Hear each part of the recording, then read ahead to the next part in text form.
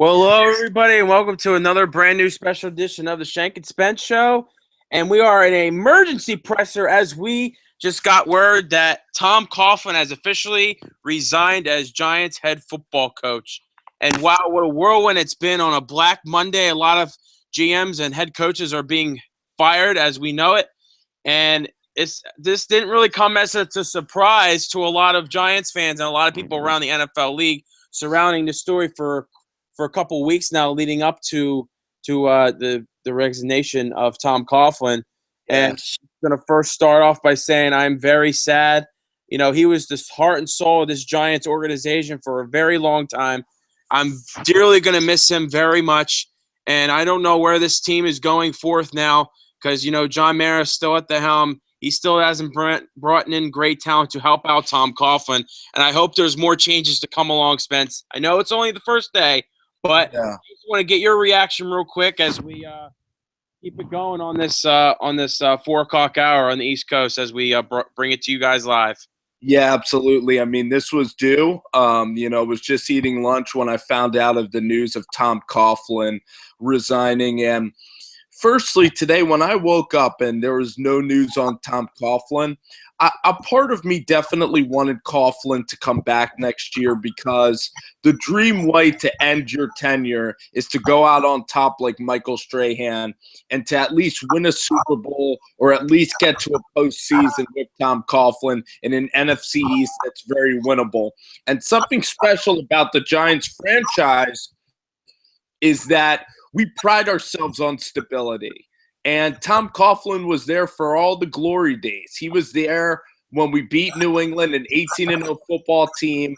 We beat New England the second time. We had road wins in Green Bay along both of those rides, and they were fantastic. He wasn't the most consistent coach, but winning a Super Bowl is something that the cities of Philadelphia, Minnesota, and Buffalo have been dreaming about for years or for decades and decades. And Tom Coughlin brought us 2 in 8 years, so we're forever grateful.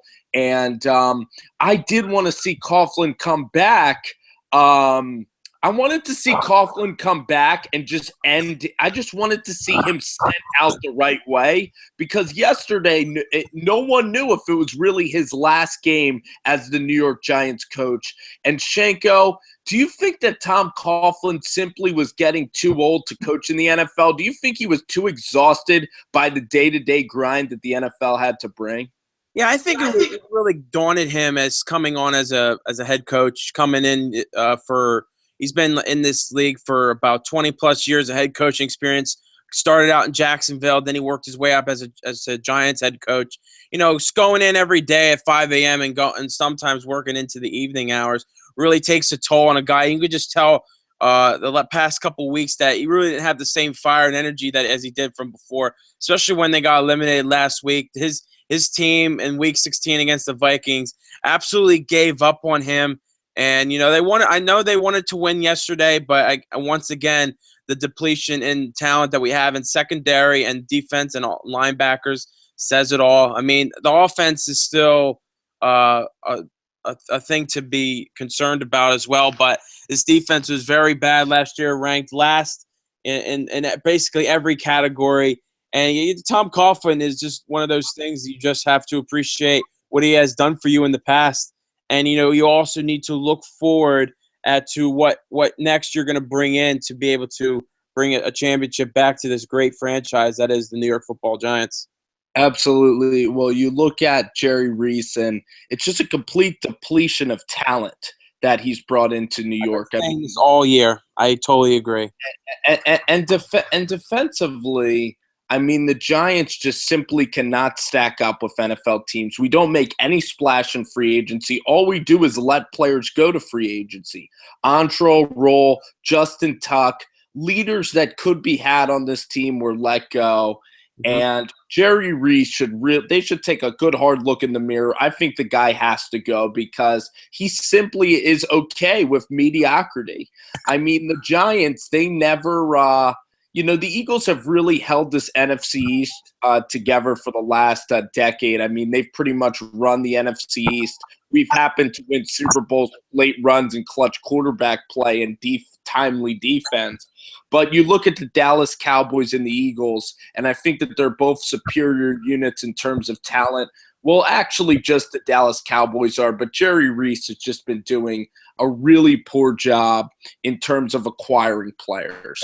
And I think that Reese should have really been fired, and this year should really be blamed on Jerry Reese, because Coughlin, even to get this team competing and to get them at 7 at a 6-10, whatever this record was, it could have easily been a 9-7 year had we gotten a couple bounces here and there. And I thought Coughlin had some really good weeks of coaching, actually. He really did, and I really want to bring forth this. I think Reese has been atrocious. He needs to do something else with this franchise going forward, because the team bringing in the Eric Dahls of the world, the Jasper Brinkies of the world, like the Tremaine McBrides of the world, it's not going to get it done in this league. You need to acquire talent. You need to keep the talent that you have. You can't let guys go. Like captains of your franchise ever since the 2007-11 days, we had Antrell Roll, Justin Tuck. You can't let these guys go, because they're captains and cornerstones of this franchise to build around. And then once you guys don't have any leadership, and everybody's going to be starting to point fingers. And I think I'm really disappointed that Tom Coughlin had to go out the way he did. It's not fitting for him. Reese needs to be put on notice, because what I've seen from him, it hasn't garnered success. And I think that him drafting Odell Beckham a couple years ago is maybe one of the reasons that's probably saving his job right now, because Odell Beckham's going to be a future Hall of Famer when it's all said and done. But there needs to be a change. I think Tom Coughlin just firing him is not him resigning is not the right message to send to Giants fans around the country and the world, because there's more than just Tom Coughlin's why he didn't get this team over the hump. It goes back to management of what people have, personnel that has brought to Coughlin.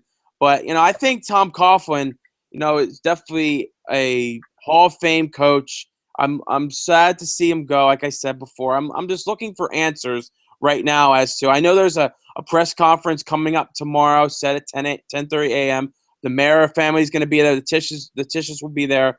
Tom Coughlin will be there for his resignation press conference.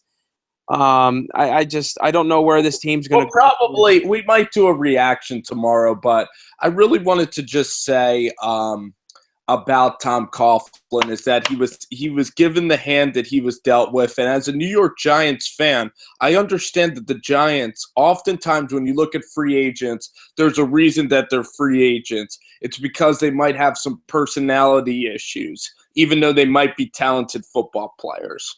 And you look at teams like the Jets, they definitely bring in guys that have more scarred resumes in terms of their personal conduct off the field. And the Giants, they're very comfortable with having homegrown players, guys that they draft out of college that they can mold into individuals. And I think that that's part of the reason why the Giants are so conservative, is because they don't want to deal with any off-the-field shenanigans. You saw what happened with DeAndre Moore this year when he got cut, because he was known as a guy that wasn't exactly the safest option for the Giants to keep their off-the-field resume unscarred. And that's why I think the Giants are very cautious when looking at the free agent market, because they don't want to bring in any guys that can ruffle feathers. When you look at the successful teams, whether it be Carolina or Seattle, they have no problem bringing in guys that might off the field not be angels. And the Giants are just a different breed in that capacity. And that's part of the reason I do like the Giants, but it also is harder to gather talent that way. So you need to keep that in the back of your minds when you're talking about the New York Giants and their talent. And Jerry Reese, because his philosophy is to keep the team stable in a personality sort of fashion. Right. I think I'm going to disagree with you on a point because there has to be a sense of urgency coming out because Eli yesterday turned 35 years old, and I really don't see where this team is going. You need to bring in guys. You might have to take some risks, just like Jeffrey Lurie did in Philadelphia when he got Chip Kelly 3 years ago. You need to take risks because you're at that point where Eli is maybe starting to decline in skills in a couple more years because he's getting old. The body will catch up to him. He's been in this league for 12 plus, 13 plus years in this league. He's taken a pounding. His offensive line has been the worst in his franchise history, and now that you're looking at it going forward, you need to make big splashes now. You need to bring in talent really quickly because you definitely want to bring another title back to Giant Land before Eli retires. It's important. You should. The thing I'm pissed about is the offensive line that Jerry Reese has selected. I mean, Justin Pugh at the 15th pick, he's been nothing but hurt, and he's been nothing but a failure. Even though he has a great personality, he's a guy that, again, seems very motivated. He cannot run block worth a damn. Weston Richburg, he's okay at run blocking, but still, Jeff Schwartz, Eric Flowers, none of these guys have really played cohesively, and that's something that the Giants are lacking is a consistent rushing attack. I hate this running back by committee where we don't have we pride ourselves on being a jack of all trades, but we're really a jack of none, Shenko, because Rashad Jennings is old. He was he was okay in Jacksonville. He's a suitable running back, but they don't have any formidable rushing attack. And even Shane Vereen, he's used for screen passes. Orleans Darkwood, they don't use. Commit to a running back and commit to a running game. And I think that Ben McAdoo has made our offensive system very soft, very West Coast-like. And Eli Manning, when he was winning Super Bowls, when we had I'm not saying Kevin Gilbride is by any means a fantastic offensive coordinator, but at least the guy did have a semblance of a balanced attack when you had Brandon Jacobs and Ahmad Bradshaw,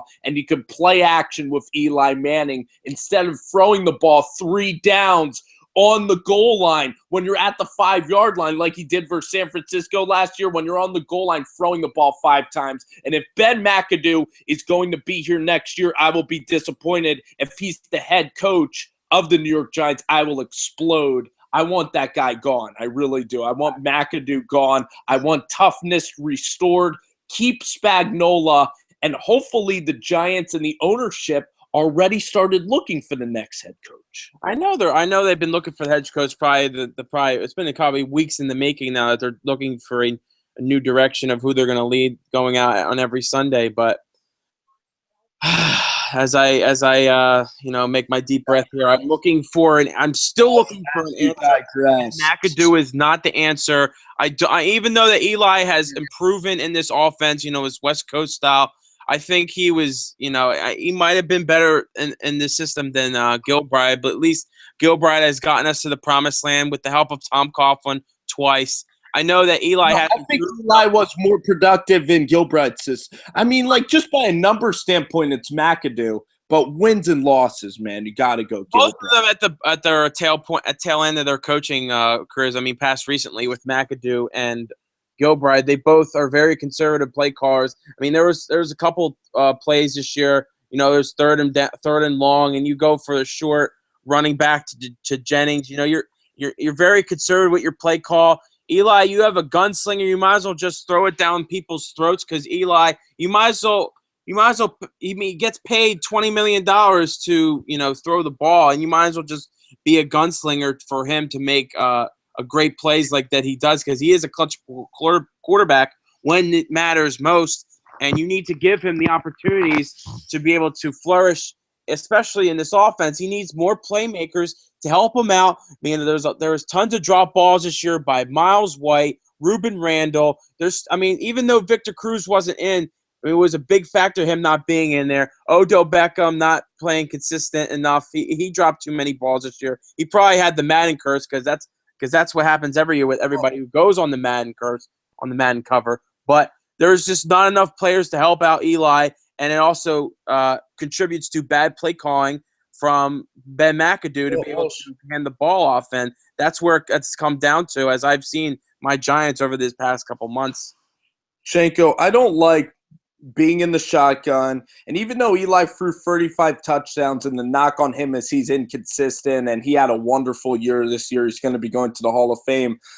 I don't care about Eli's individual accolades. I want to see him line up under center in the eye and give the ball to the running backs on first and second down and play hard-nosed football. And Ben McAdoo has made this team soft, trying to operate screen passes, and it's something Tom Coughlin's not used to. And that game against New Orleans made me sick because even though the Giants were having great success on offense, they still don't have any. They still didn't have any defense. But the thing is, Shenko, when you go up against the Carolinas and the Arizonas of the world in the NFC, you got to have a semblance of a rushing attack. And part of the reason that the Giants lost to Carolina and got down 35-7 is because when they're on offense, they go into this no huddle where they're snapping the ball with 17 seconds left on the play clock, and they're simply not controlling the flow of the game.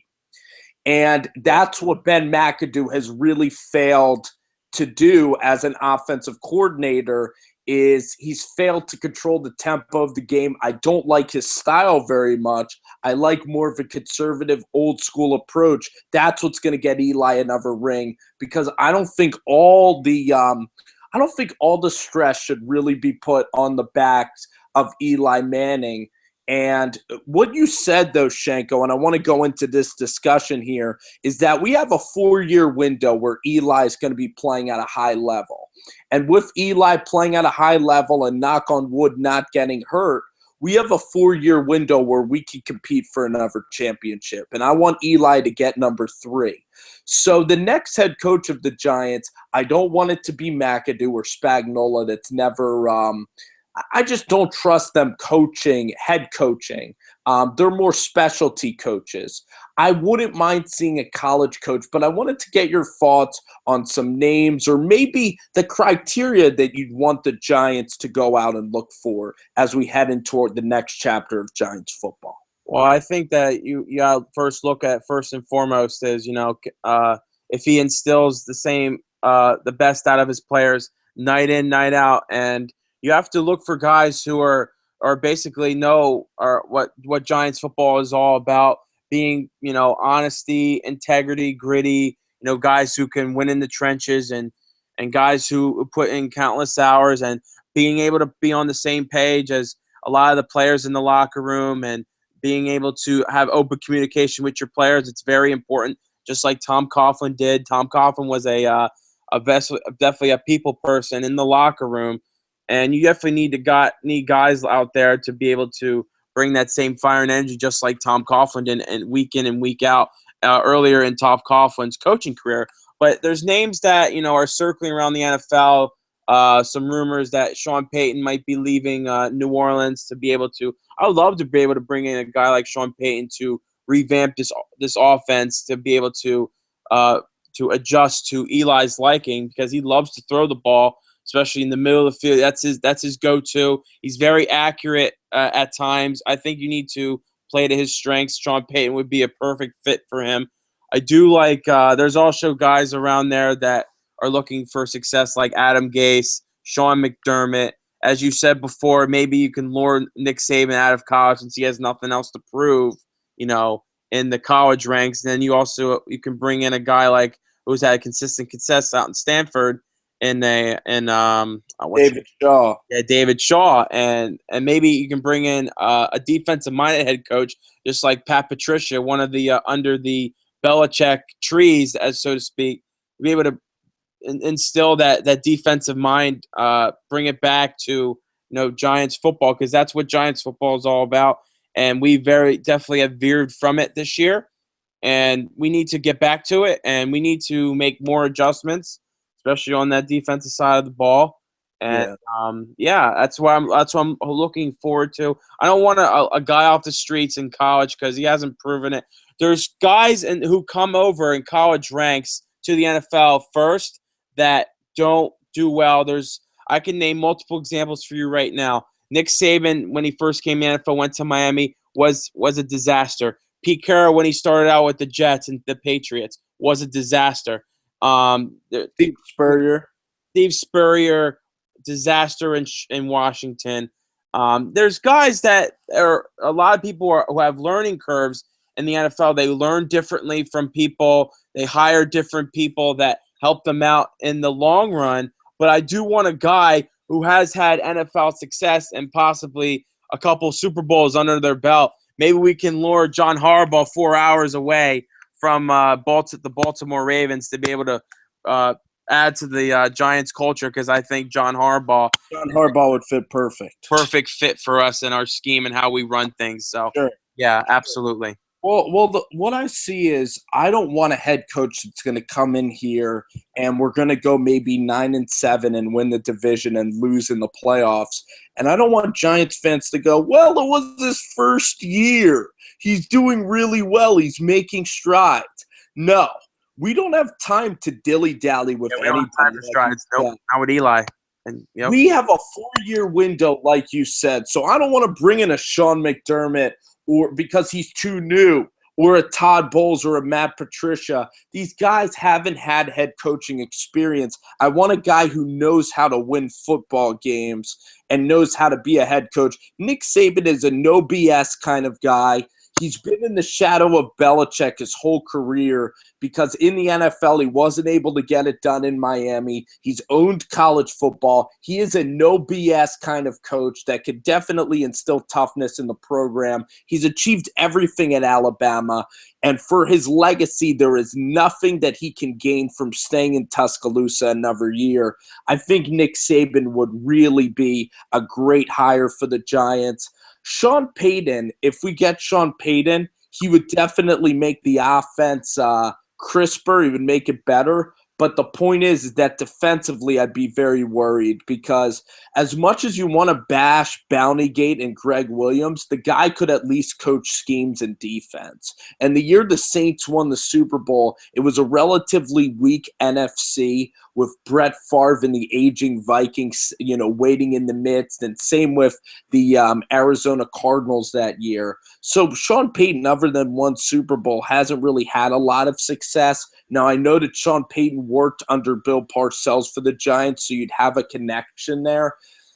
Still, I don't know if I'd be too excited. So to answer your question, I really like David Shaw, Saban, and D'Antonio. Saban would probably be like up towards the top of my list. And then if John Harbaugh or Peyton comes open, you have to consider those names. But stop it with the Josh McDaniels, the Hugh Jackson, I think his name is, in Oakland, who's already failed as head coaches. Yep. You can't have those guys, man. And the thing is, Shenko, is that maybe we should just hire a coach for a 4-year stint.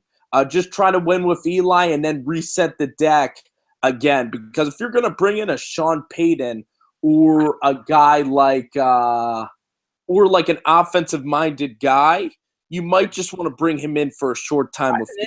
Interesting perspective to make it interesting, because I know Eli has a great success. He's learned from his greats, just like Archie, Peyton Manning, and even Cooper Manning when he was healthy.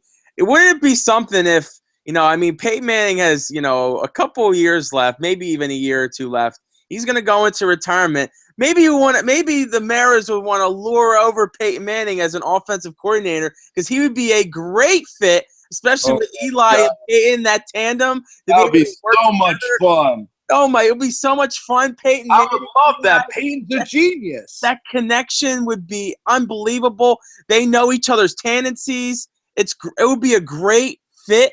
Even bringing in a defensive-minded head coach, maybe even like Patricia, and to be able to work with Spags, and then Peyton Manning would absolutely have a field day with that offense. He would help out Eli with his schemes. I think that would be a personal dream come true for me. Brother and brother coaching each other on the same. Imagine if instead of watching Eli instead of watching him in the press box, imagine him on the field coaching. That would be so cool. And then if Peyton loves coaching so much, just make him the head coach of the Giants because there's no one that's going to outwork the guy. Yeah, I don't think that I hope this dream comes true for me, and I'm looking forward to the point is you got to have a head coach that can flat out win now, and I don't want a project. I don't want a Todd Bowles. I don't want a Sean McDermott. Yeah, absolutely. If you bring in a specialty guy like Matt Patricia, I'm just worried that we're going to – it's going to be too late because time is ticking, and I want to bring in a coach that can flat out do it now. So that's why Saban – I think that there's guys in college that have very impressive resumes. Like I do think David Shaw – like you looked at Mike Tomlin. He went to Pittsburgh and got the job done quickly. There are some coaches that you can plug in. Like I think D'Antonio too. What he got out of those Michigan State players is really special. So those are three great college names. Peyton and Harbaugh on the back burner. Chip Kelly as a last resort. Oh God, you want to keep going with that Chip Kelly crap? If Chip Kelly burned the Eagles, that would just be crazy, man. Chip Kelly and that Giants offense is a disaster waiting to happen. Probably. Like Chip Kelly, he's got to be put in the right system. But real quick takeaway, you have to bring in a guy, who's been in a Super Bowl mindset. We need to win now, and because Eli is going to be retiring soon. And you need to bring in guys in free agency to be able to bolster that roster right now because, I'm not going to wait one more year and then fire Reese next year because that's not going to prove anything. You're just wasting more time. So you need to win now in a win now mode. You got to bring in guys who are going to help you along the way. And, the draft is very important this year. We're drafting number 10th. No doubt. We need to bone up defensively. We need to look at I think Jalen Smith out of Notre Dame, if we can move down and get a linebacker, because we need a voice of this defense for the next couple of seasons. Absolutely. And either you could go anywhere defensively, man. I mean, Emmanuel Ogbah of Oklahoma State's a talented name. He was team captain 2 years and won awards for his help in the Stillwater area. So he would fit like a stereotypical Giant that has great smarts, great intelligence, and some athleticism would be nice. But Jalen Smith, just a leader of the defense, because you have Landon Collins. He is a good piece. He is a good leader. You have Devin Kennard. But our defense is really depleted. I think all our picks have to be pretty much defense, and maybe look for offensive linemen anywhere if they're on the market that we could possibly try to bring in too. And running back spot, I wouldn't mind letting one of the running backs go to get our cap room better too. Absolutely, and I'm looking forward to the draft, and we're going to be doing a draft pregame or draft analysis within these next couple weeks, be able to give you some top prospects, and will be a great fit for the Giants organization. I appreciate everybody hanging with us today. Tomorrow we might even discuss the press conference reaction, but today is just a day that shattered the hearts of many fans of the New York Giants because Coughlin, for me and you, Shenko, we're younger guys in our early 20s, and Tom Coughlin has pretty much controlled the New York Giants in every stage of football since we've really been fans of this team. And it's definitely a little bit emotional to see him hanging it up. It's emotional, but at the same time, it's an extremely exciting time for us here talking about the Giants because this decision that we're going to make is going to it's really going to impact Eli's last years, and this is going to impact the franchise for a long time, so we better make a good decision. But I want to thank Tom Coughlin. I mean, even though we were frustrated with him at times, even though we had some tough years, the guy knew when he got in the postseason to finish the deal. He represented class all the way. He helped instill the culture of New York Giants football, and overall, I think we'll see him in Canton in a couple of years, and let's hope we see that. We should definitely get tickets to go out there, make a road trip. Our dad's going to have a great old big time. I'd love to see Canton, Ohio. I've never seen it before. Definitely, it would be a dream. real dream come true for a lot of Giants fans or every football fan around the world watching, and to be able to witness the greats walk up in Canton. And before we get off today, I'm gonna extend my greatest gratitude for Tom Coughlin. He's given me two Super Bowl championships that a lot of people have not seen in their lifetime, and I'm so thankful for him, and to the type of guy that he is. He loves his players. He's a people guy, and he just will always have a close somewhere in my heart, no matter what. And I'm really happy for him to be able to move on in his next chapter in his life. And you can't stay on the ship, forever and ever. There's always a way to people to go off and ride off in the sunset, and that's what he's going to do. I thank him for all this. It's not his fault. And and this is an exciting time, as you said, and we're going to be looking forward. And it's not all his fault. Jerry Reese didn't bring him a lot of great players. Yep. When he struggled. And after the Giants won the Super Bowl, they got complacent. Yep. And that's what happens after you achieve the ultimate goal. But like we said, the guy exemplified class on and off the field, just a wonderful person. And he's even helped me in my own life. My dad will even joke with me and say, Spencer, be 5 minutes early, because Tom Coughlin is known to get angry at players when they show up on time and not 5 minutes early. So there's little tidbits from Tom Coughlin that everybody can, try to implore in their own life too. So he left a lasting legacy off the field, and it's an emotional time. We haven't been here yet in our lives as Giants fans, but the dude has brought success on and off the field. So I definitely want to thank him today. And I'm sad he didn't get the send-off that we all wanted yesterday, but in typical Tom fashion, it's not about him. Yep, and I appreciate him, and we're going to move forward with the best going forward. And that's going to wrap it up for today, folks. If you liked what you heard, like, subscribe to our YouTube channel, the Shenk and Spence Show, and we're looking forward to having more people weigh in on our comments. You can come in and join our hangout anytime you guys want, and we'll be looking forward to bring you more live coverage as we move along. Post your thoughts. Who should be the Giants' next head coach? What did you guys think about the Tom Coughlin era? That's right, and we're gonna keep it moving right along. We're gonna do some stuff tomorrow. We'll post another video about the post conference of the Maras and Tishes tomorrow. Get our reaction from that, and we're gonna move forward. And I hope we have a direction going forward as we get more answers tomorrow at that press conference. And I'm Shenk, and I'm Spence, and that's it for today. And we'll see you guys next time.